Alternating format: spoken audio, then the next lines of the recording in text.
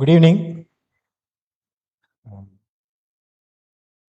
all the respected dignitaries on the dais, my fellow professionals, leaders, ladies and gentlemen, my warm wishes to you all. Before I begin with, I thank Captain J. Kumar for giving us this opportunity to be associated with MMA for this program. So, as part of NIPM, I thank you and your team for this.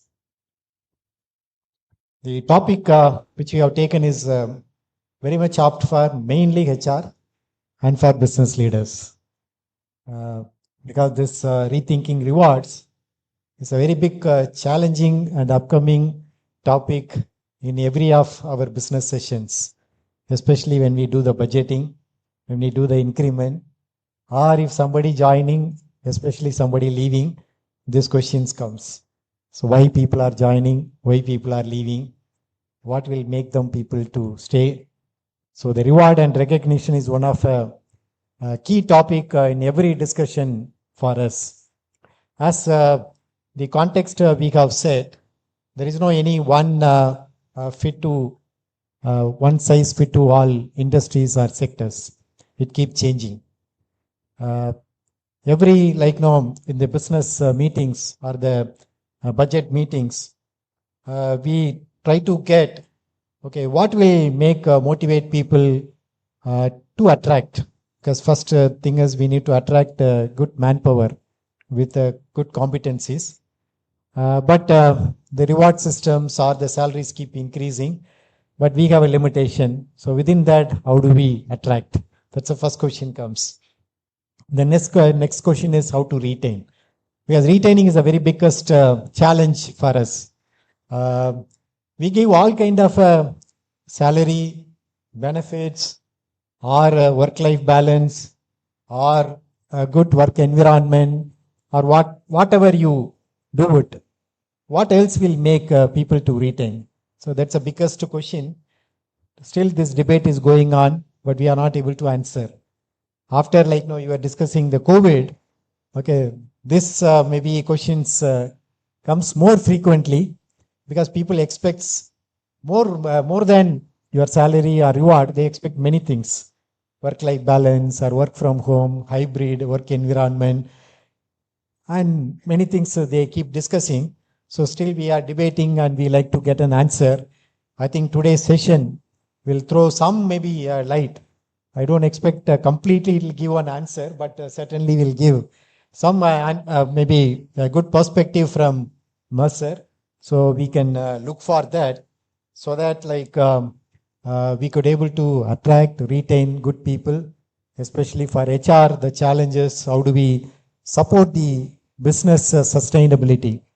Because the longevity of employment or career is no longer existing. Today, if somebody working more than 1 year, it's a long year. Earlier, we talked about 10 years, 15 years, and we have reward system. 10-year award, 15-year award. Today, I think we need to give 1-year award if people able to stay with the company. So that's a kind of challenge our environment today is coming up. But we also talk about unemployment. A lot of unemployment is there, but still we have employment, but we are not able to attract. Why? There's a skill gap, or our reward system is poor, or people expectation is changing, or we are not able to meet those expectations. Still this question is coming. So let's see whether we could able to get a few thoughts in today's presentation from Mercer. So I thank you all for being here, and have a great evening and great learning. Thank you.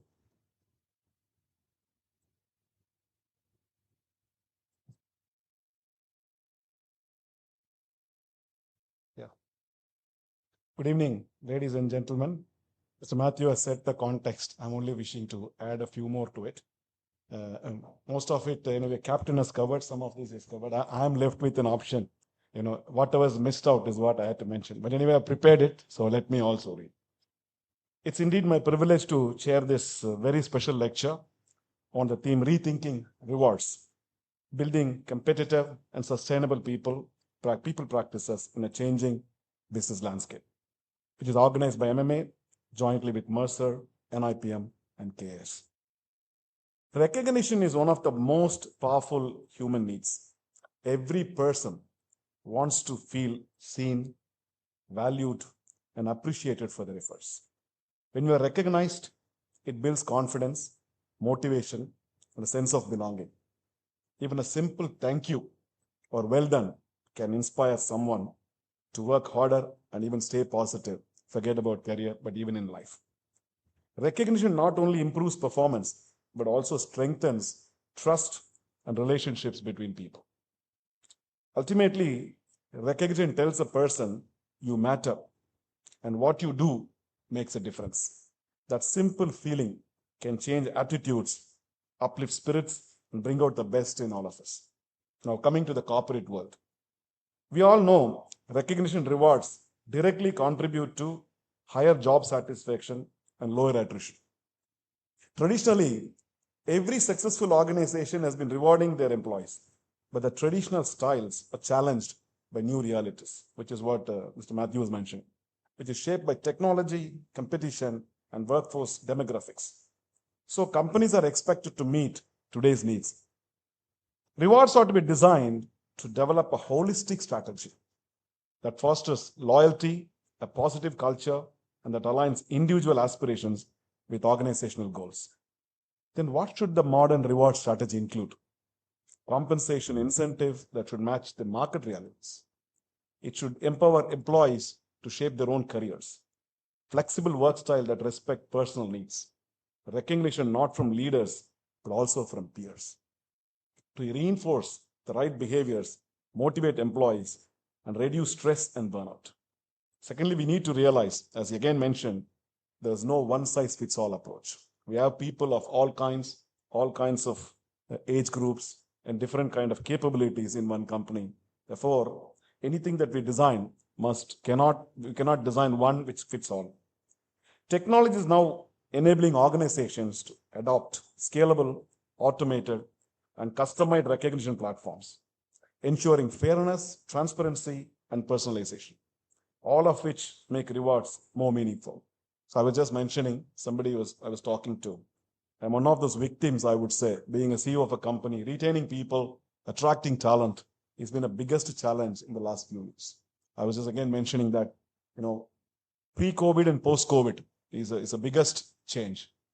COVID is gone, but it's left with that a permanent virus with all of us called working from home. All kinds of changes that people want is making a lot of difference.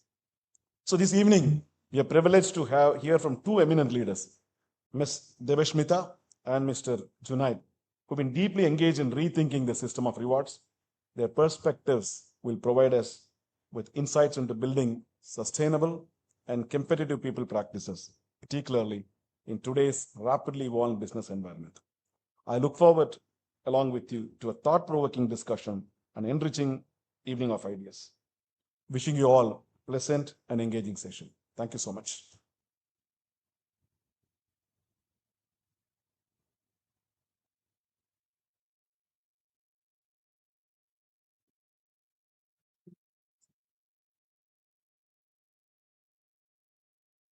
Good evening, everybody, and thank you so much. Thank you, Captain Vijay, for giving us this opportunity, and thank you, my previous two speakers. Actually, you have set the context very well. Yeah, I had requested for a color map. So you have actually set the context very well. So when we were actually, when we initially started conversating about this event, Captain Vijay had given us multiple options, and we thought multiple options to speak multiple topics. And we actually deliberated, and we realized that the most important or the most challenging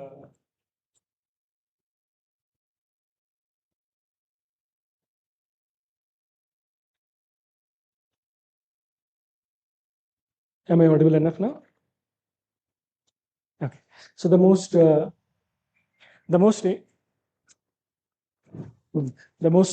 important and the challenging topics that we see in the HR world is managing people, right? And I say managing people. after every challenge, after every business challenge, or after every challenging business cycle, there are people, there are business leaders who are responsible, that belong to multiple functions, right? So when we had when we had Great Recession, when we had 2002, when we had 2008, right? So those were the eras when business leaders and CFOs were supposed, or they were tasked actually to rediscover business, to refix business, right?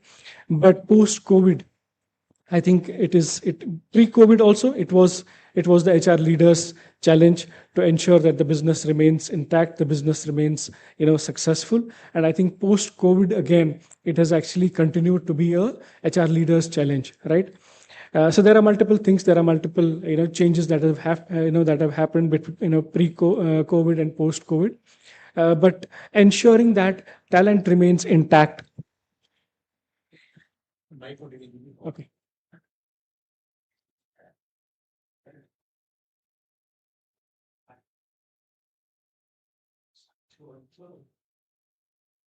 So ensuring that talent remains intact. Two important challenges. Talent retainership, ensuring that you have talent on board always, and the talent is motivated, right? So these are the two important challenges for business continuity, and these are the challenges. These are the important tasks that an HR leader has. That's how we actually thought of talking about rewards. And my previous speaker already said rewards is not only compensation. When we are talking about rewards, we do not talk about only cash compensation, but it is beyond, right? Which is already said earlier. So what we have thought today is, when we actually designed, a plan for today's conversation, uh, we understood that Chennai as a place has historical background of of being a place which has manufacturing, which has automotive, and which has other basically engineering sectors, engineering organizations here. And that's how we thought we will actually build a relevant conversation. We will build a conversation that will be relevant to these industries. That's how actually we have planned for today's evening. We don't see the deck here.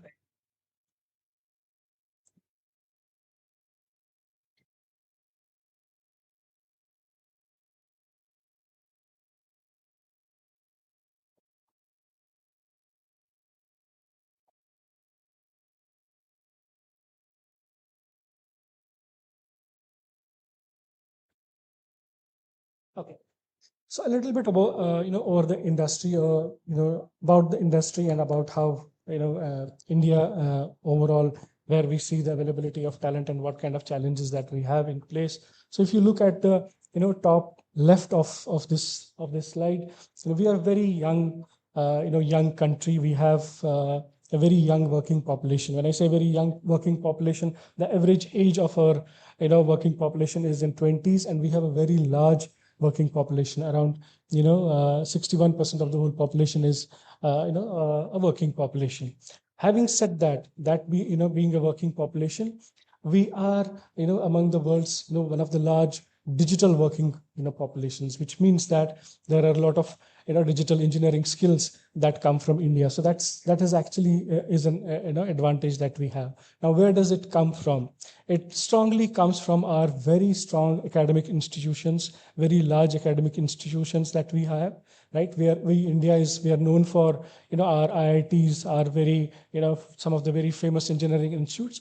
But it's not only them; it's beyond. So when we talk about science and engineering, we talk about STEM. So we have a very strong population of people coming with science, technology, and engineering skills, and I think that is becoming the backbone of this growth, right? In post COVID, actually we have seen a lot of change happening in a lot of industries. There were industries that actually gone through a lot of shift. For example, automotive was an industry which actually got through a lot of change, right, in terms of the kind of people they had, the kind of people they used to hire, and the shift in that. There are sectors like hospitality that took a hit, but I think it was technology and it was digital organizations actually that kept moving and that kept growing. Now if you look at sorry. if you look at this piece of of the technical world, and you see there are a lot of technology or technology-led engineering sectors. I'm not saying organizations, but sectors that are actually leading to this growth. So, for example, we have seen growth in aerospace industries. We have seen growth in automotive technology, manufacturing. There is a lot of growth. When we talk about manufacturing, there is growth in terms of automation, in terms of digitization. So that's the kind of growth that we have seen, and we have seen people moving across multiple sectors, multiple industries within these particular skills. So if you look at on this side, we have actually also called out some of the important sectors, some of the important industries where which are actually becoming the growth levers, which are actually becoming the growth elements, for us, for the country. I have called out some sectors. We will not name them one by one, but you can actually look at it.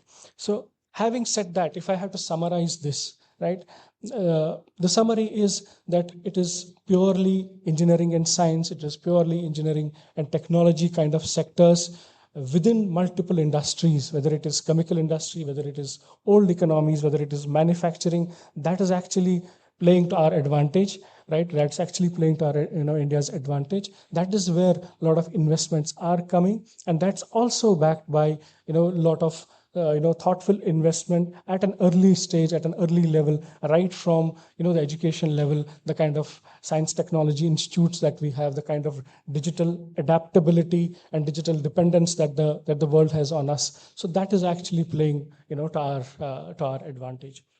And when we spoke to a lot of organizations, we across these sectors, majority of the organizations we heard saying that we are growing, right? We are adding people, right?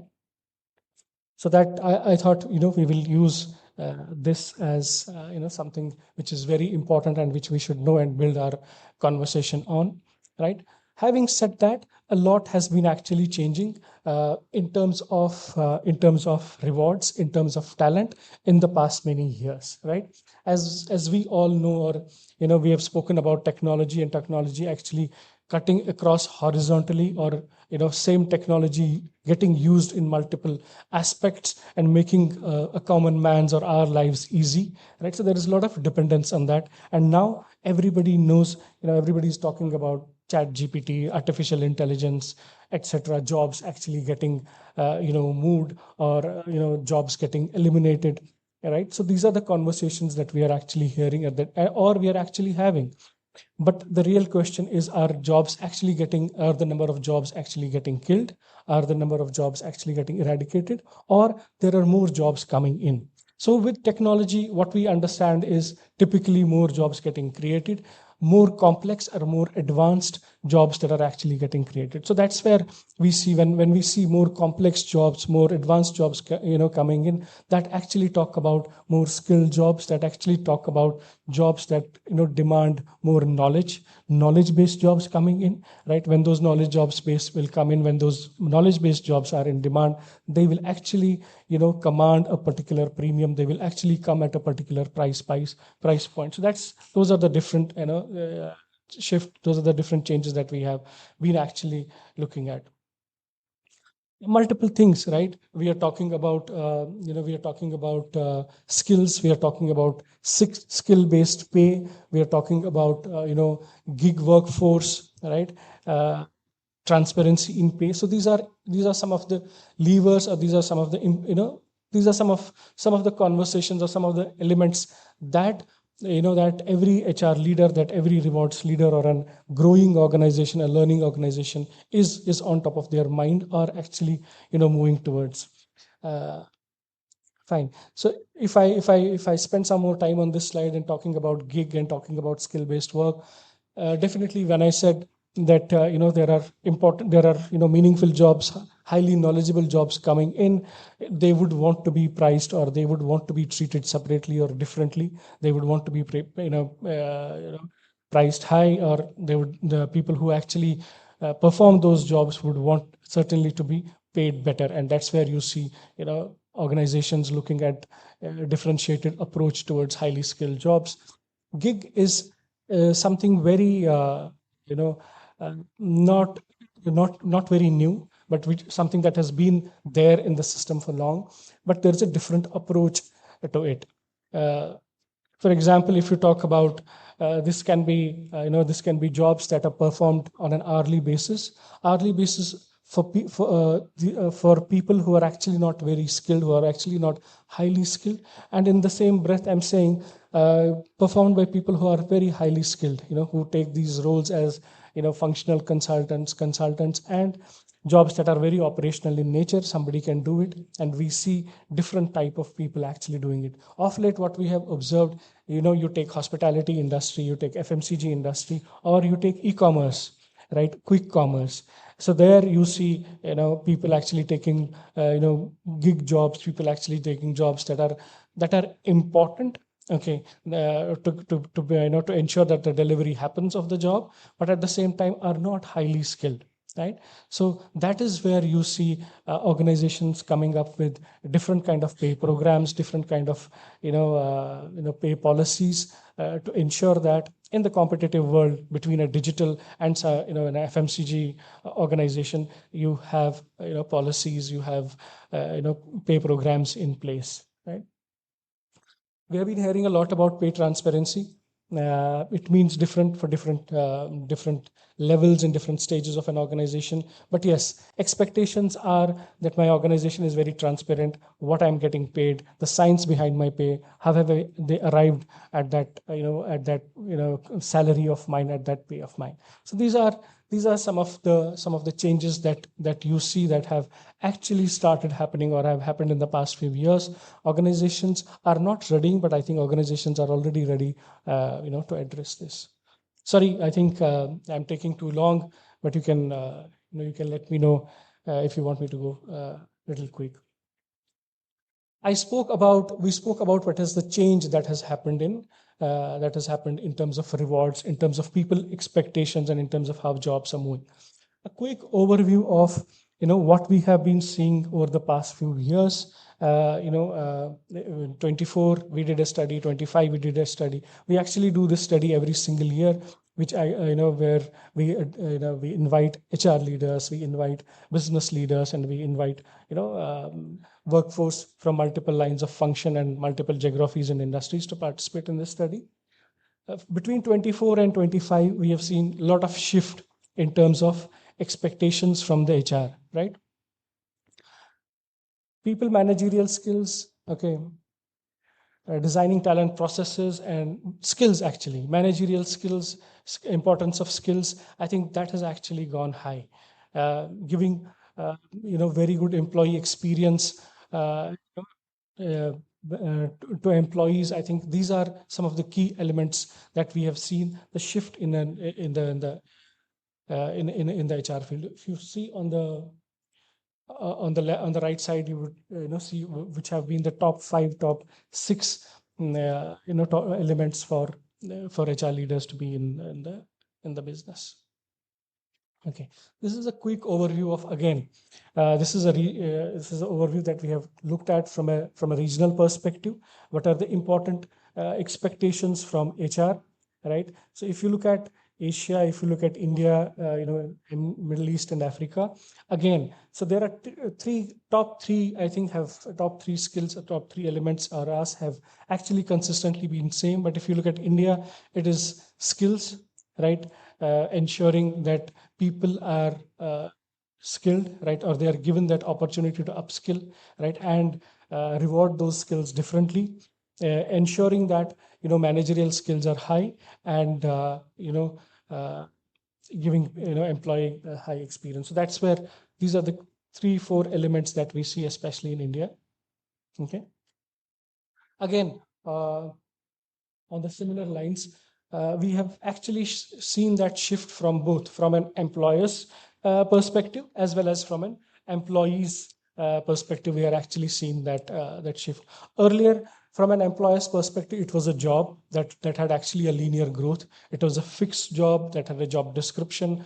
That job will go up the hierarchy, but that's not the case right now. So when you're hiring, actually, you're looking at somebody who I am hiring today and comes with a lot of adaptability, does not look at this job as a fixed job for life, right? But he is somebody who is adaptable, who can actually increase or who can actually improvise on his skills year on year. So he is an individual who is looking, or employee is looking for that role as somebody who is a specialist who can come and look at it as a particular job, learn skills, manage teams, work across multiple teams, and then move on, right? Make the better use of technology. Same is the shift in expectation from an employee's point of view, right? Does not look it as a long term, as a lifetime job. He looks at it as a platform where he can actually use his skills, develop his skills, enhance those skills, right? Where he is provided with lot of platform, is a platform which will have where he can use that technology and grow his network to perform that role and move on. That's what is the shift from when from an employer and an employee's perspective of when you look at an employment contract or when you look at a job. There are a couple of other slides which actually talk about, again, on the similar lines, what has been the shift when we talk about earlier, how was the job planned, how was the overall role planned, and what has been the shift now, right?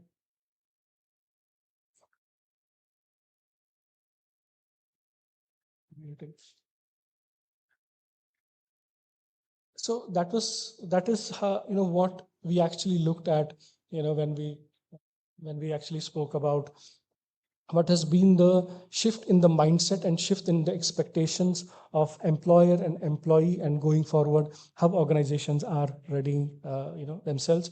We have the next section where we are actually talking about some rewards trends, some numbers also that we will talk about, and take on from here. Deva. Thank you, Junaid. Hi, good evening, everyone. Okay. Hi. So, we know the topic is on shifting rewards priorities. So you may be thinking that, why did we talk about the talent transfers? I think it's important to acknowledge that, what we were wanted to cover, that the entire talent paradigm is kind of shifting, right? The definition of employee is shifting. Earlier, your employee definition would be people who are possibly one set of white-collared employees and blue-collared employees, and that's all. Now we are talking about the entire the talent ecosystem which are working with us. Could be the gig workforce, could be people who work with us on certain projects, could be the contract employees, which in some organizations may be even higher than what your on-roll employees are.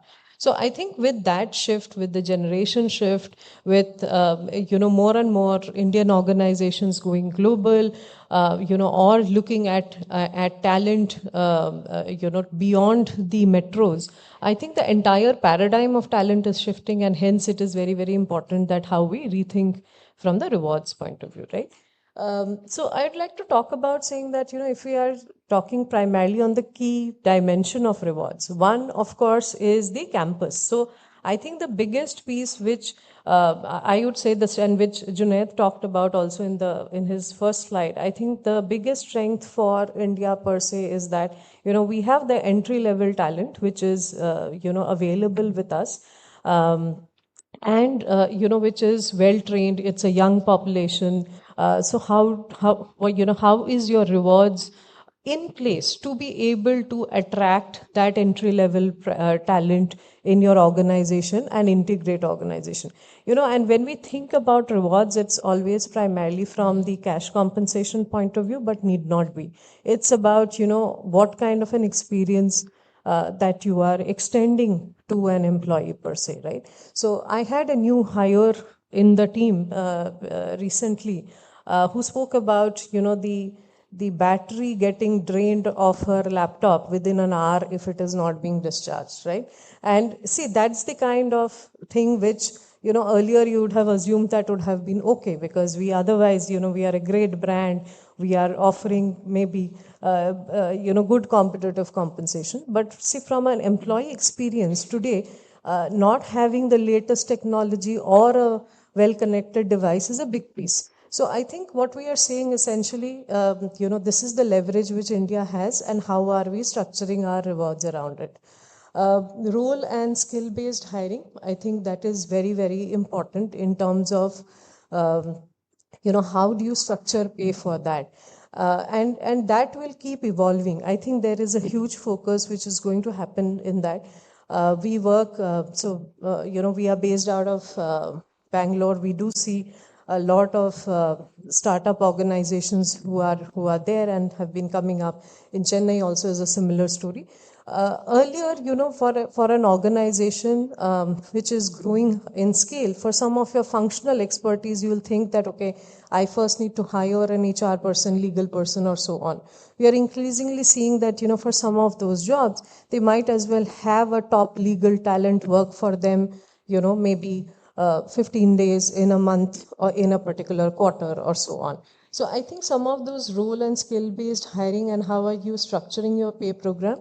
We have a lot of auto manufacturing organizations, and we do hear about, how organizations are going global in terms of that. So many organizations, while otherwise are, may have a population which is primarily coming from here for some of the global organization, maybe for some of the design roles or R&D roles, may be looking outside of India. So I think it is about, what talent or skill are you hiring for, and from where are you sourcing them is something which is important.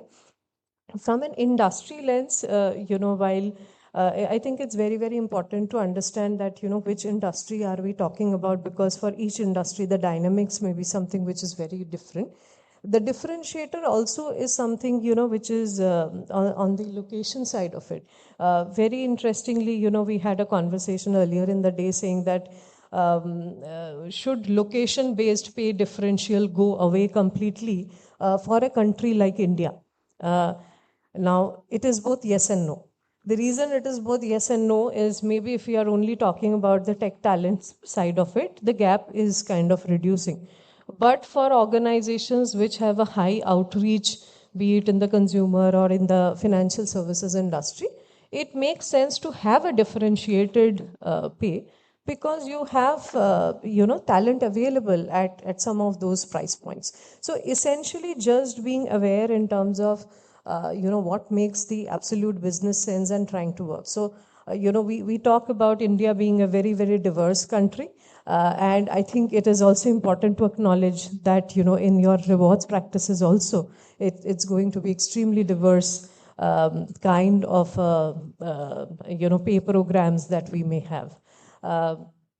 Gender-based pay, yes, I think, I won't say that, in my experience of 20 years or in the last, 14 years in consulting, very few organizations will consciously differentiate between, having a differentiated gender pay. I don't think any organization, does it that way. But what happens over a period of time, the kind of talent that sticks around with you, gets promoted for whatever reason or exists more, there's a pay gap which comes up. So I think it's important to understand that, what are your other pieces around HR, which is facilitating, these employees to continue so that you have, some kind of, equitable programs in place that happen. So so I would say that rewards is an output, what you get to see, and what takes gets into a lot of debate. But the main pieces is around some of the other HR pieces which needs to be possibly looked at. Moving on, if we are talking about some of the compensation policies and allowances in the industry, right? So, mostly if we are talking about, and this is from our total remuneration survey results, so typically organizations do look at review salaries once in a year. That's how it used to be. It still is, but I think this is also something which is getting discussed a lot. Is looking at it only once a year makes sense, but in some of the other spaces, where we work a lot, like let's say in the renewable industry here in India today, which is, going through a huge surge of growth. We do see more than, one increment cycle in a particular year. Similarly, most organizations, traditionally from a pay range point of view will say we need to be at the median or in an average. Increasingly, we are seeing organization differentiating, saying that, okay, for my stable businesses, maybe I need to be at the median. Where I need to grow more, maybe I have to pay more than the market. Or wherever I have a better brand to leverage, do I need to really pay the average of the market? My people will join me for my brand, so I need not have the same lens saying that I need to be